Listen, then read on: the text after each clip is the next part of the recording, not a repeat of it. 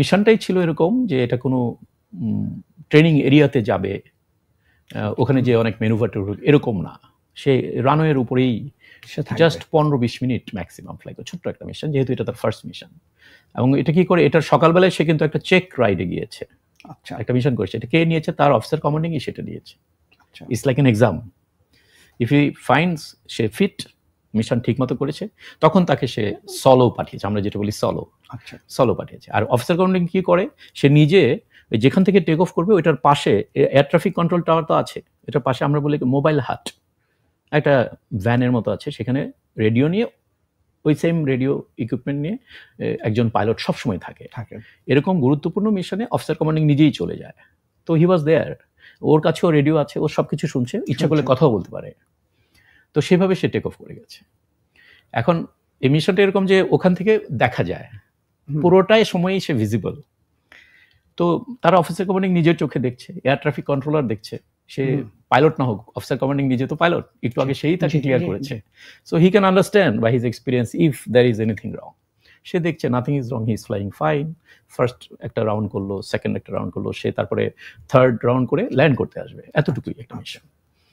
এমন সময় সেকেন্ড বা থার্ড রাউন্ড, এক্স্যাক্টলি ভুলে গেছি আমি, তখন অফিসার কমান্ডিং খেয়াল করলো সে যখন রানওয়ের দিকে আসছে, ওই উত্তরার দিক থেকে, ওই টঙ্গীর দিক থেকে ঘুরে আসে আর কি, এদিক থেকে অ্যাপ্রোচটা করছে, এটাকে আমরা বলি রানওয়ে 14, উত্তরের দিকে যে রানওয়েটা, রানওয়ে 14 ডাইরেকশন। নিকুঞ্জের দিকে যেটা, সেটা হলো 32। আচ্ছা, তো এদিকে টেক অফ করেছে নিকুঞ্জের দিকে, ল্যান্ড করবে ওদিক থেকে এসে। তো ও যখন আসছে, মানে ল্যান্ড করার কথা না এটাতে, বাট সে এমনিতেই ফ্লাই করে যাওয়ার কথা। ওই শুরু থেকেই যখন সে এয়ারপোর্টের উপরে আসে নাই, ও দূরে, অনেক দূরে আছে, এখন হয়তো 3-4 কিলোমিটার দূরে আছে, দেখা যায়। তো অফিসার কমান্ডিং দেখছে, ওখানে বাইনোকুলারও আছে, if you want see can see more closely. দেখে তার মনে হলো ও বোধহয় হাইট লুজ করছে, মানে হাইট কমে যাচ্ছে। হাইট তো এমনিতে সে 1500 ফিট হাইট, নট মাচ, মানে একটা ফাইটার প্লেনের 1500 feet height, 600 kilometre speed. 600 kilometre মানে আপনি যদি সেকেন্ডে নেন, পার সেকেন্ড পার কিলোমিটার। আমাদের জন্য এটা কোনো স্পিড না, but per second per kilometre, you understand, it's lot of speed on the ground or to someone যে ফ্লাইংটা ব্যাপারটা জানে না। আমরা তো আরো ডাবল ট্রিপল স্পিডে ফ্লাই করি, সুপারসনিক স্পিডে ফ্লাই করি। তো সে আসছে, এটা আমাদের খুবই একটা লোয়ার সাইডের স্পিড ফর দ্যাট ম্যাটার আর কি। তো সে আসছে, অফিসার কমান্ডিং দেখছে যে মনে হলো আরে প্লেনটা তো আস্তে আস্তে নিচে নেমে যাচ্ছে, ওর তো নামার কথা না, তো একই হাইটে যাওয়ার কথা। সে তখন একটা কল দিল, check your height. Okay, officer commanding call দিল, চেক ইউর হাইট। তো চেক ইউর হাইট বলার পরে সে একটা রজার, আমরা খুব বলি রজার, রজার মানে আমি কপিড, মানে I have copied, it is the pilot star আর কি, রজার। তো এবং তখন অফিসার কমান্ডিং তো ধরে নেবে যে সে হয়তো, হয় না যে ভুল ক্রমে একটু নেমে গেছে, 1500 জায়গায় হয়তো 1400, 1300, 1200 চলে আসছে, আবার উঠে যাবে। বাট দেখলে উঠছে না, আরো কম নামছে, হুইচ ইজ ভেরি আনইউজুয়াল। নামছে, এবং তখন ওনার মনে হলো যত কাছে আসছে তো কোয়াইট ফাস্ট নামছে, হোয়াটস রং।